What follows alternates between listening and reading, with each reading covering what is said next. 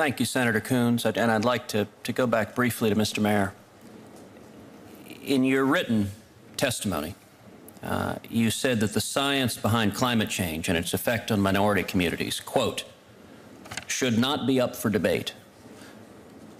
I'm curious, is the Sierra Club, is this a frequent practice to declare areas of science not up for debate, not up for consideration of what the evidence and data show?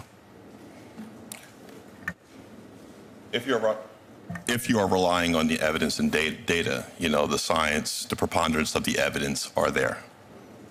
But that's a different thing than saying we should not debate a question, that the Sierra Club has declared this scientific issue resolved and there should be no debate. Based upon the preponderance of the evidence, the science is settled, but the thing is that anything is up for debate, Senator. We can debate anything. Well, you know, I would note that even the phrase preponderance of the evidence, having been a practicing lawyer for many years, means 51%. That means at least 51% is what the preponderance means.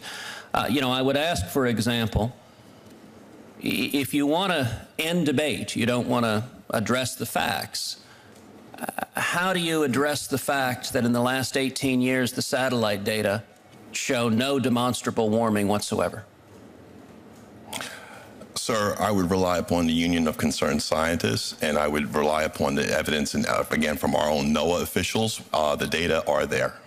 Is it correct that the satellite data over the last 18 years demonstrate no significant warming? No. How is it incorrect?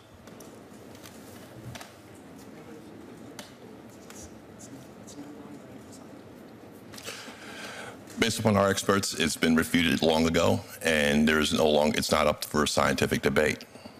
I'm curious if I want to understand this. I do find it highly interesting that the president of the Sierra Club, when asked what the satellite data demonstrate about warming, apparently is relying on staff. It's just a mistake. The nice thing about the satellite data is these are objective numbers. Correct. And the numbers over the last 18 years, are you familiar with the phrase the pause?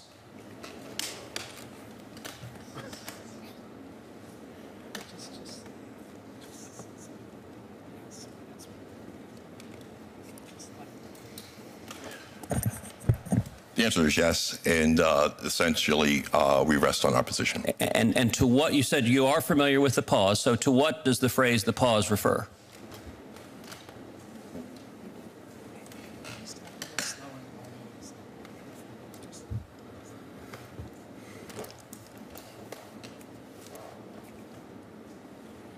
I'm sorry, you said you were familiar with that term, so I asked to what does it refer?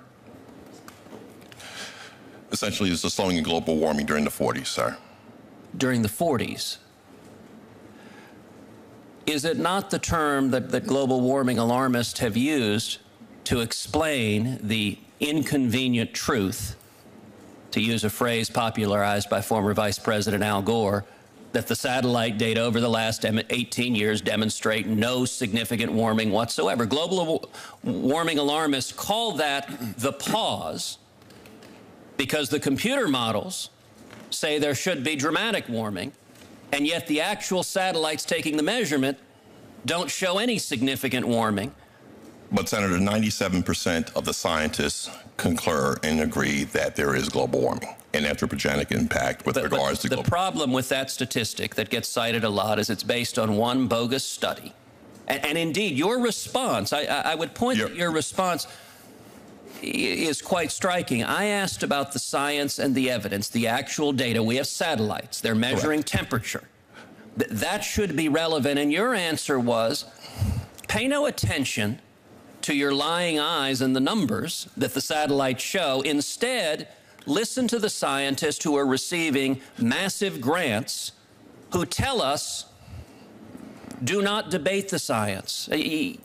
Sir, this is one of the national pastimes in America, and while we're debating what 97% of scientists have already settled, the 3% that we, as I say, have invested in with regards to the carbon industry, you know, our planet is cooking and heating up and warming. So this is one of the reasons why. So hold on a second. It is the Sierra Club's position that right now the Earth is cooking up and heating and warming. Is that the Sierra Club's? I mean, I just want to quote you and understand. I am saying I concur with 97% of the world's scientists with regards to global warming and the anthropogenic effects of mankind with regards to climate. But sir, would you answer the question? Is it the Sierra Club's position, as you just testified, that the Earth is cooking up and heating and warming right now? Is that the Sierra Club's position?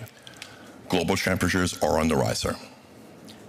And I assume the Sierra Club would issue a public retraction if confronted with the facts that the data are precisely as I described, that over the last 18 years, there has been no significant warming, and indeed, that is why global warming alarmists invented the term the pause to explain what they call the pause in global warming, because the data demonstrate what you just said, that the Earth is cooking and warming is not backed up by the data. We are concurring with 97% of the scientists that absolutely say the opposite, sir.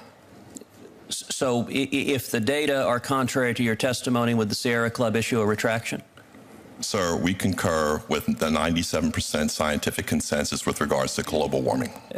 I'd like to repeat, certainly in a moment, but I'd like to repeat the question and get an answer. If the data are contrary to your testimony, would the Sierra Club issue a retraction?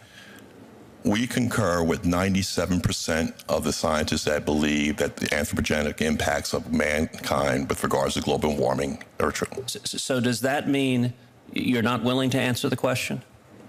We can concur with the preponderance of the evidence and the science at 97%. You're asking me if we take the 3% over the 97%? No, I'm actually not asking about a survey among scientists. I'm asking about the objective data, the numbers. The scientists rely upon their objective data and their analysis, and 97% have concurred and conclude that global warming is indeed a fact. You know, Mr. Meyer, I find it striking that for a public policy organization that purports to focus exclusively on environmental issues, that you're not willing to tell this committee that you would issue a retraction if your testimony is objectively false under scientific data. That undermines the credibility of any organization if you will persist in a political position regardless of what the science shows, regardless of the facts, regardless of the evidence, and regardless of the data. That is not consistent, I would suggest, with sound public policy. Sir, you can pick whatever, choose and cherry pick whatever data you wish, but I concur with the 97% of scientists who concur that global warming is a fact. Senator Coons. Thank you, Mr. Chairman. I just simply wanted to observe that we have a broadly representative and qualified group of folks who were brought here to talk about overregulation and its impact on minority communities. And I don't speak for the Sierra Club, obviously, but it is my hope and expectation that if you want to pursue that line of inquiry with them further, they'd be happy to. But my assumption is that we will continue to focus on the subject of the hearing at hand. And I certainly concur with Senator Coons, and I would note that Mr. Mayer's written testimony and oral testimony focused in significant part on the Obama administration's new global warming regulations that could cost up to 10 million jobs and pose massive costs on American consumers. And so he argued that the data support causing millions of Americans to lose their jobs, including millions of African Americans and Hispanics. And I was pressing on what the data was that he was testifying about. And I would note that is not only relevant to his testimony, it was almost the entire subject of his testimony. And yet, apparently, the testimony is not based on the data or the evidence, or he is not prepared to discuss the data or evidence beyond asserting that we should take the word, to take their word for it. With that, I want to thank all the witnesses for being here. Thank you for joining us. We will be keeping the hearing record open for an additional 5 business days, which means the record will be closed at the end of the business day on Tuesday, October 13th, 2015. Thank you very much to each of the witnesses. The hearing is adjourned. Thank you.